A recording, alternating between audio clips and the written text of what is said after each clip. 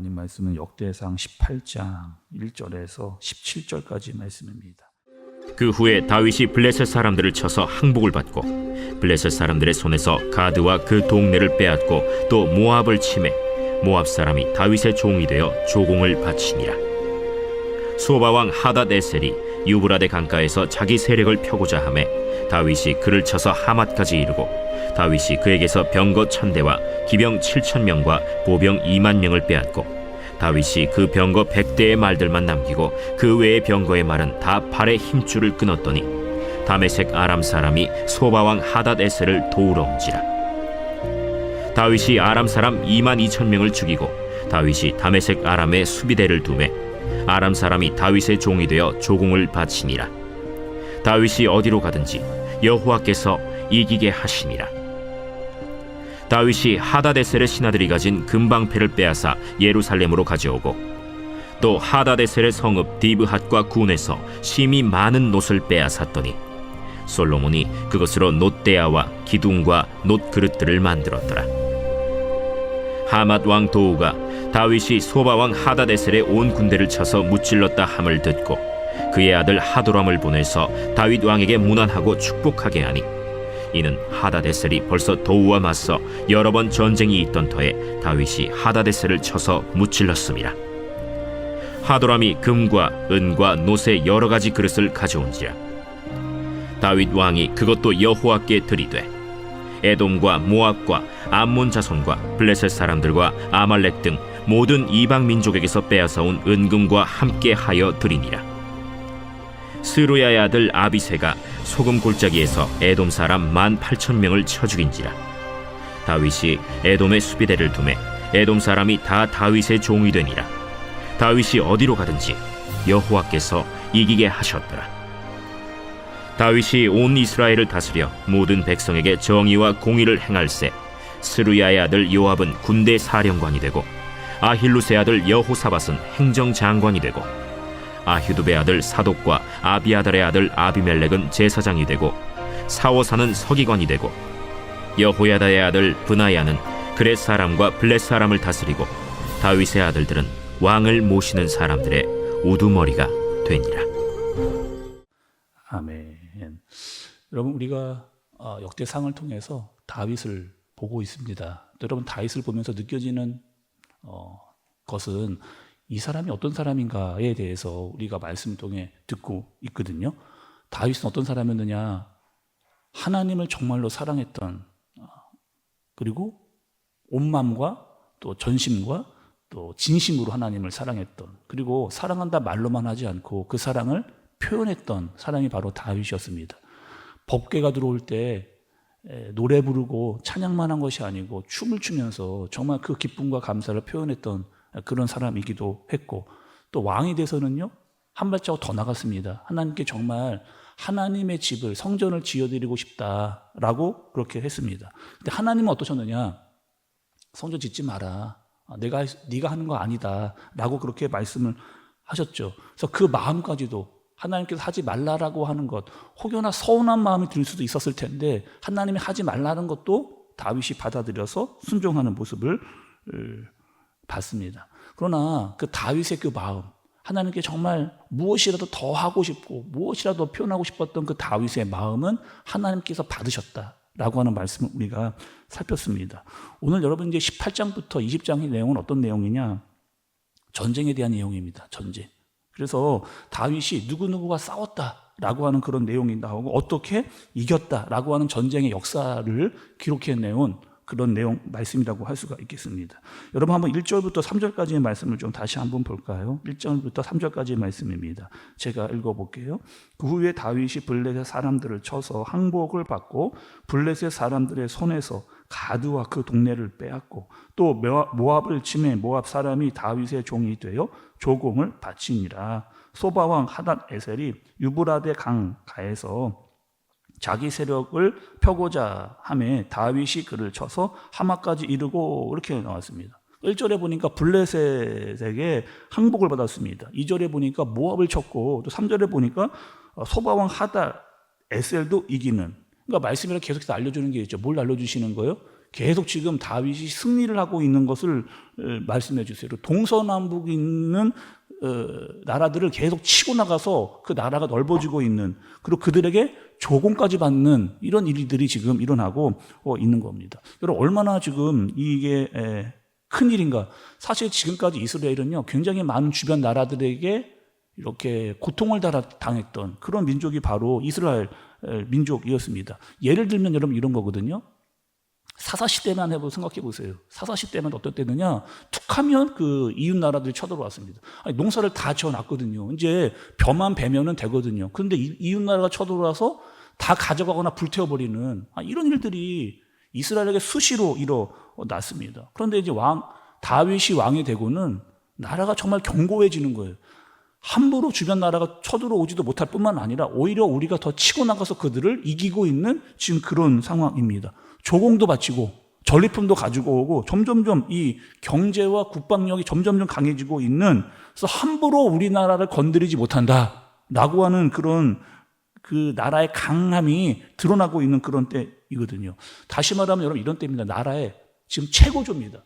다윗이 왕이 된 다음에 지금 여러 가지로 모든 것이 다 잘 준비가 되고 뻗어나가는 나라의 최고조를 지금 찍고 있는, 그래서 나가는 전쟁마다 막 승리를 하고 이기고 있는 그런 내용이 된 거죠. 얼마나 여러분 감사한 일이에요.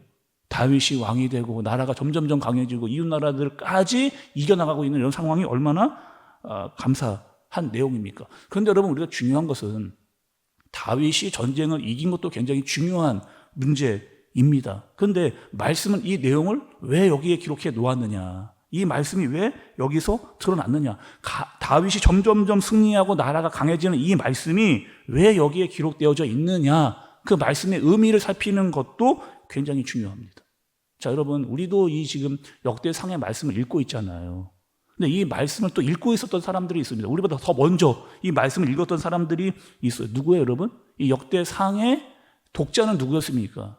누구였느냐? 이 사람들은 바벨론의 포로에 있다가 돌아왔던 사람들이 읽었던 말씀이잖아요. 역대기는 그들을 위해서 기록이 되었다 말씀을 드렸습니다.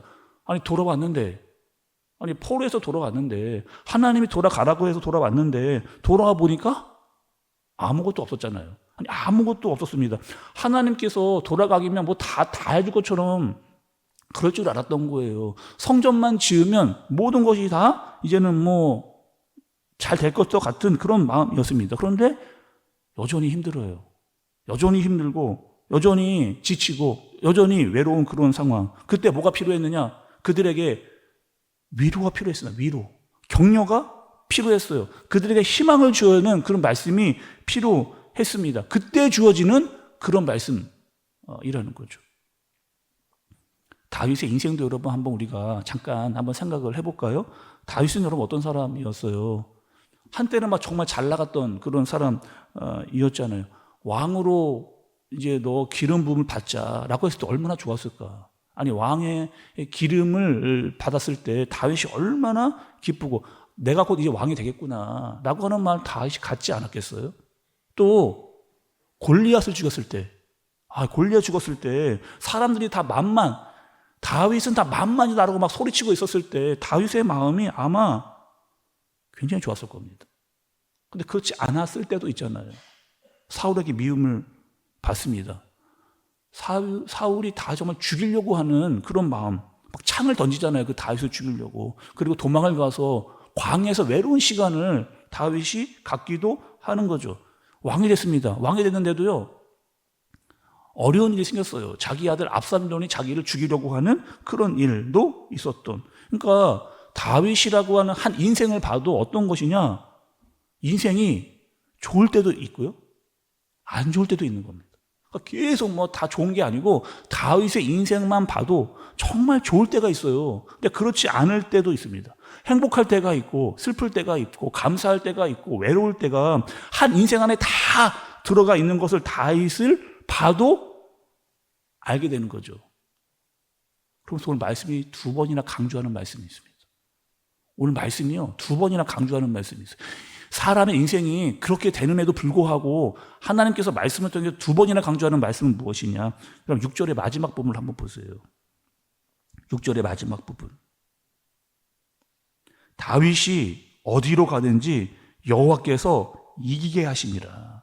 13절 마지막 부분에도 다윗이 어디로 가든지 여호와께서 이기게 하셨더라.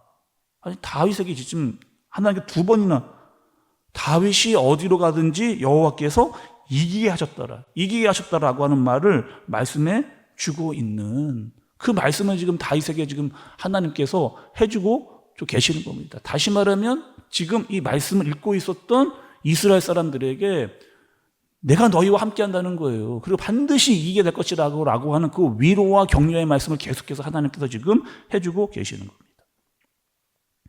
또 오늘 말씀에서 여러분 또 한 가지 놓치지 말아야 될 말씀이 있는데 한 번 더 말씀을 좀 보도록 하겠습니다. 4절의 말씀이에요. 4절. 다윗이 그에게서와 병거 1000대와 기병 7000명과 보병 20000명을 빼앗고 다윗이 그 병거 100대의 말들만 남기고 그 외에 병거의 말은 다 발의 심줄을 끊었더니 이렇게 말씀하고 있습니다. 자, 그럼 잘 보니까 지금 전쟁을 한 다음에 다윗이 어떻게 했느냐? 병거 1000대를 얻었습니다. 병거 1000대. 이 병거라고 하는 여러분 전투 장비는 어떤 장비예요? 말이 끄는 마차를 끌고 싸우는 그게 병거인 거잖아요. 조금 쉽게 말하면요, 지금 우리 상황에서 뭐 전쟁을 한다고 했을 때는 신형 탱크와 같은 무기가 바로 병거입니다.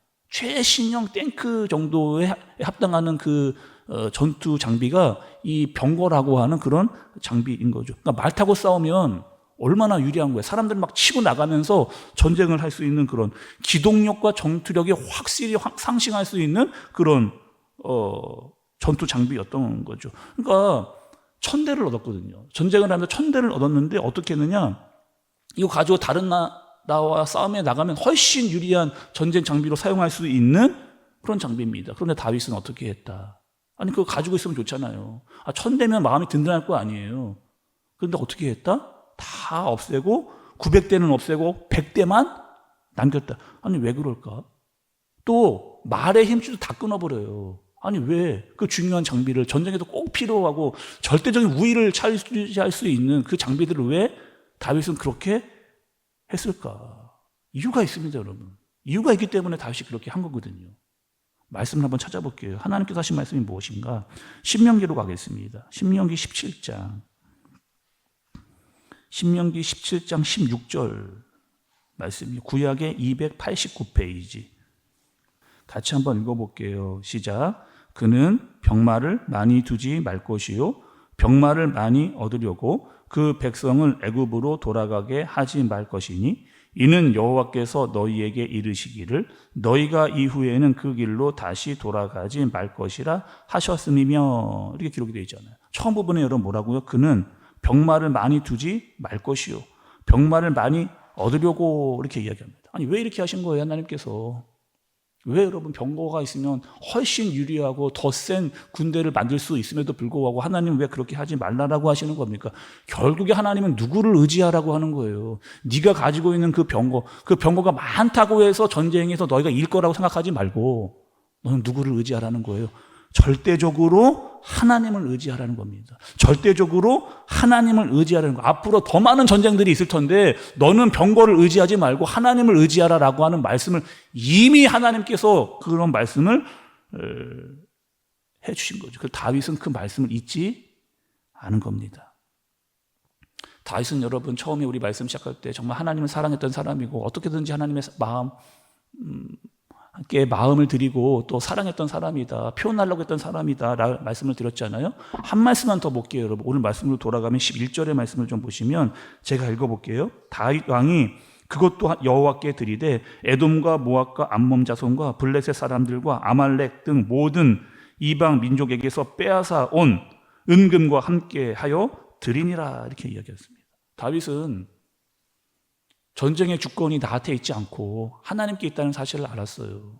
전리품 많이 얻었습니다. 은금 많이 얻었어요. 이거 내 것이라고 생각하지 않는 거예요. 다 하나님의 것이다라고 여기고 하나님께 드리는 거죠. 하나님께서 다 우리에게 주신 것이다라고 하면서 당연히 이것은 하나님의 것이다라고 드리는 그 다윗의 모습입니다. 오늘 말씀 여러분 한번 정리를 해볼게요. 다윗은 이런 사람이었습니다. 정말 하나님을 사랑한 사람이에요. 진심으로 전심으로 하나님을 사랑한 겁니다. 말로만 하지 않고 내 모든 것을 다 드렸던 그 사람이 바로 다윗인 거죠. 전쟁에 승리했습니다. 그런데 전쟁에서 이긴 것만이 중요한 게 아니고 내 인생을 드리고 하나님께서 나를 어떻게 사용하시는가를 봤던 사람이 바로 다윗인 거죠. 하나님을 의지해서 전쟁까지도 나가서 싸웠던 사람이 바로 다윗이었습니다. 그 다윗을 하나님이 어떻게 하셨다? 어디를 가든지 하나님께서 이기게 하셨다. 그냥 가만두지 않고 이기게 하셨다라고 하는 그 말씀. 우리도 여러분 살다 보면 좋을 때가 있잖아요. 안 좋을 때도 있습니다. 행복하고 감사할 때가 있고 때로는 힘들고 어려울 때도 있다는 거예요. 그러나 좋거나 나쁘거나 기쁘거나 슬프거나 우리는 누구냐? 하나님의 통치를 받는 사람들이잖아요.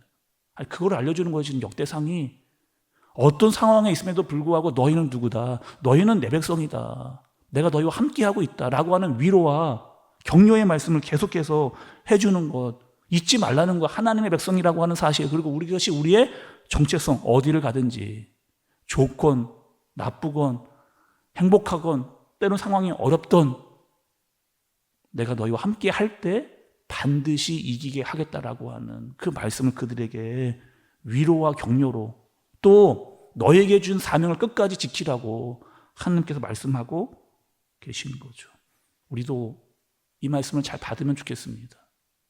난 하나님의 사람이고 정말 하나님이 나와 함께 할 때 어디를 가든지 하나님께서 이기게 하신다라고 하는 그 위로와 또 격려와 또 소망의 그 말씀이 저와 여러분의 말씀이 되어지는, 그래서 우리는 어디서나 믿음으로 나갈 수 있는 그런 사람들로 살아갈 수 있는 저와 여러분들 되어지시길 예수님의 이름으로 축복합니다. 기도하겠습니다. 하나님 아버지, 계속해서 다윗은 하나님을 얼마나 사랑했는지를 말씀을 통해서 보고 있습니다. 잘 될 때, 또 어려울 때, 또 기쁠 때, 감사할 때, 슬플 때, 낙심될 때 다윗은 하나님을 잊지 않았습니다. 끝까지 하나님과 동행했고 그 마음을 하나님께 표현했고 또 몸으로도 표현했습니다. 그런 다윗을 어디로 가든지 이기게 하셨더라. 어디로 가든지 이기게 하셨더라 라고 하는 이 말씀, 우리에게 위로와 격려가 되게 하시고 소망이 되게 하여 주옵소서. 그리고 오늘 하루도 또 믿음으로 말미암아 주님과 함께 나아가는 그런 하루가 되어지도록 주님께서 붙들어 주옵소서. 예수님의 이름으로 기도드리옵나이다. 아멘.